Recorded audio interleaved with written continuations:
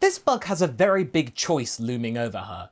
Either she will be saved, or the dreaded magnifying glass may descend!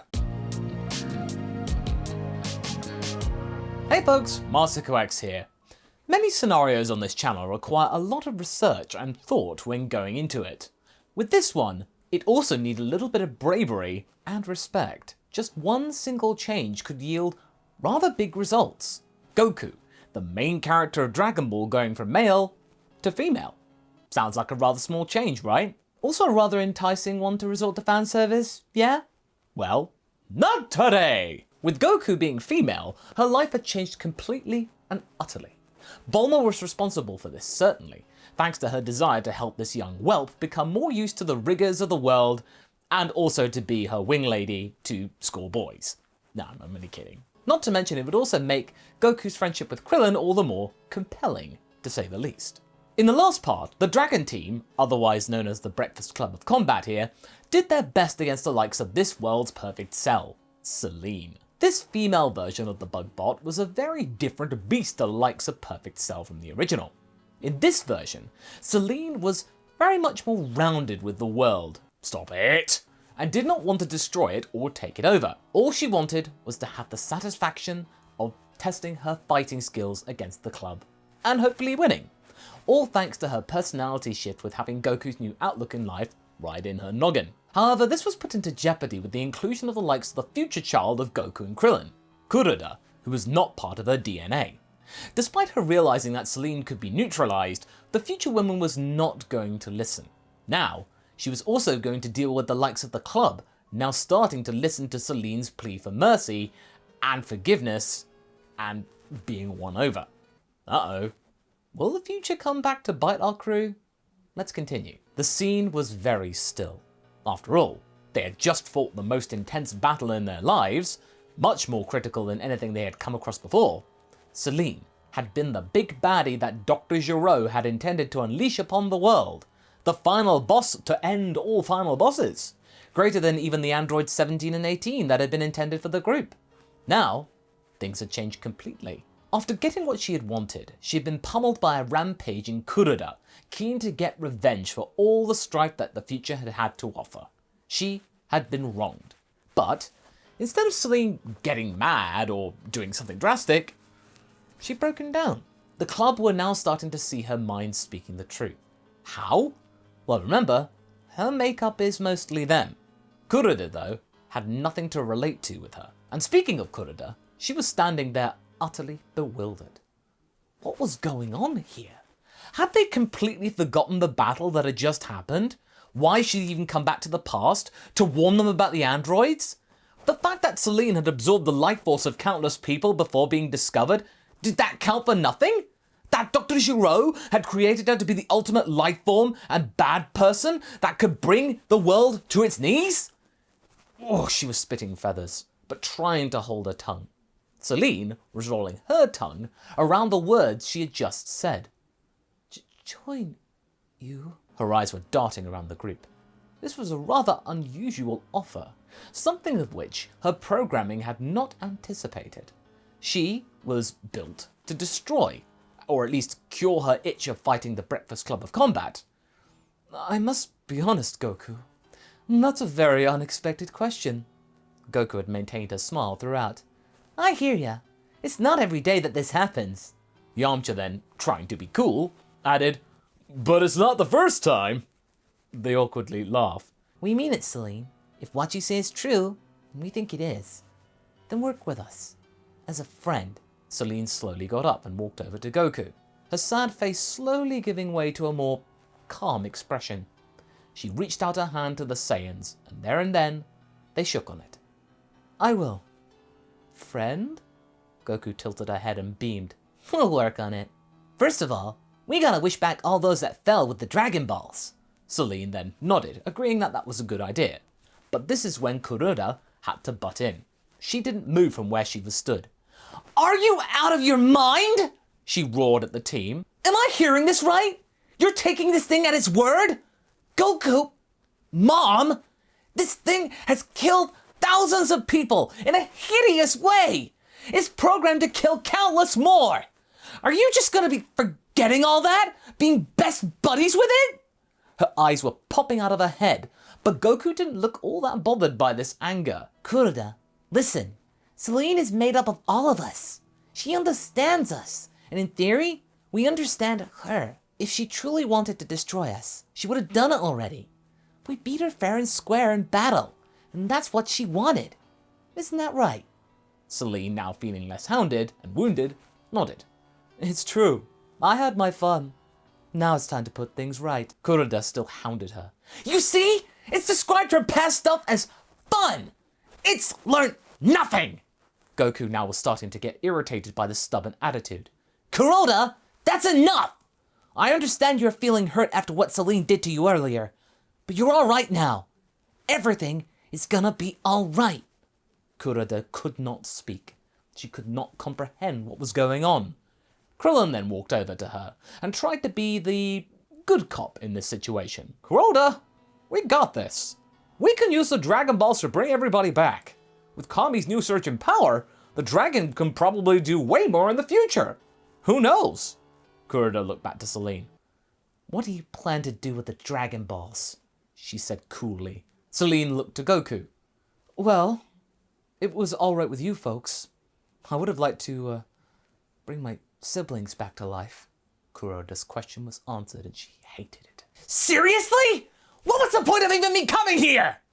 She didn't take to that too well, the fact that 17 and 18 were considering to be revived. The two beings that she had fought for decades. Listen, our androids didn't want to fight like yours did. Things are very different here. Yeah, clearly. Kuroda, without another word, flew off back to Capsule Corp, not wanting to look at the group anymore. Celline looked rather put out. Did I say something? Tenshinhan bowed his head.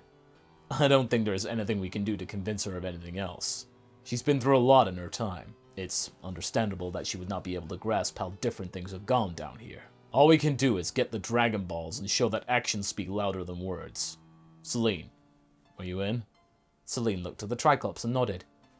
Yeah, I'm in. With that, Celline and the others began their search for the Dragon Balls, Krillin being the one to get the Dragon Radar from Bulma, not seeing Kuroda once while he was there. Is she okay, Bulma? Bulma hissed through her teeth. Yeah, that's gonna be a very big wound to heal, buddy. Well, we're doing that right now. We'll show that what we say is honest. Hours later, when the Dragon Balls were gathered, Shenron was summoned with Kami overseeing the wish granting. They wished for all those felled by the androids and Celline to be brought back to life, and with the memory of Celline to be purged from the minds of her victims. To make life easier for her, Shenron could do this, and the wish was granted. But 17 and 18 were nowhere to be seen. Kami then interjected as to the predicament. I believe that has something to do with my part. You see, I created the Dragon Balls originally in my separate, older and weaker state. Now emboldened with Piccolo's power and my newfound vigor, I could possibly construct stronger Dragon Balls than before. I shall work on that post-haste. Then we might be able to try again summoning them back. Celline nodded and said she could work with that. As for Kuroda, the days following the wish were still rather rocky. Granted, she had seen that the wish was made and that everyone was back, safe and sound, like they had said, and that Celline had not betrayed them or done anything stupid. Yet, she just could not get over herself. She couldn't. Not after what she had been through back in the future. Celline then approached Kuroda one day, the latter now just about able to contain her malice in Celline's presence, but it was a struggle. Kiddo, don't even try to be informal with me, Kuroda scowled. All right, Kuroda, everything is okay now. I proved myself to be truthful. What more do I have to do to gain your trust? Kuroda thought about this for a moment. Come to the future with me and help me fix it. The future? Her eyes widened. And fix what? This timeline may be different to mine. I get that. But one thing's for sure. What I've learned is that my timeline is still the same. Changing this one has changed nothing there. If you want to gain my trust, you come with me and kill the androids back in the future. Celline didn't know what to think. Kuroda, why me? Of course. You're gonna say no, just as I thought. No, wait! I didn't say no, just How will this make you trust me? If you truly had your fill, you'd feel no attachment to those monsters. If you can't bring yourself to do it, then I'll know that you've been lying the whole time. And I can assure you that you will never come back to this timeline. Never harm this timeline by destroying the time machine. Celline was stunned. No pressure then. The club were floored by Kuroda's request, but Celline had accepted her challenge. She vowed to do her bit and promised to be back in no time. Pun definitely intended. When the time machine vanished, Celline and Kuroda were whisked into the future through a cascade of colours and strange sights and sounds. However, this all came to a screeching halt seconds later, when the future was now in their sights. Kuroda landed the ship and pocketed it, finding Bulma and explaining who the creature who was accompanying her was, in no flattering manners. Bulma was now very apprehensive of Celline, but understood what her challenge was. So long as you know who to aim at, fine. You're welcome to stay here. Celline smiled. Thank you, Bulma. You're just as friendly as your past self. Future Bulma tried to hide a blush, but failed. How long do we have to wait before the androids here make themselves known? Celline asked Kuroda. Just as soon as she had finished that sentence, the radio in the kitchen turned on with a news report that the androids had been sighted in a city. Well, the remains of a former city, 10 miles away. Well, no time like the present. Kuroda glared at Celline. But I just got here. I don't care. Now's your chance to get in my good books. Celline gulped and with that, went with Kuroda. The sight that met them was a dire one. Despite the lack of people knocking around, the ones that were around were being hounded by the merciless laughter of 17 and 18 from the future.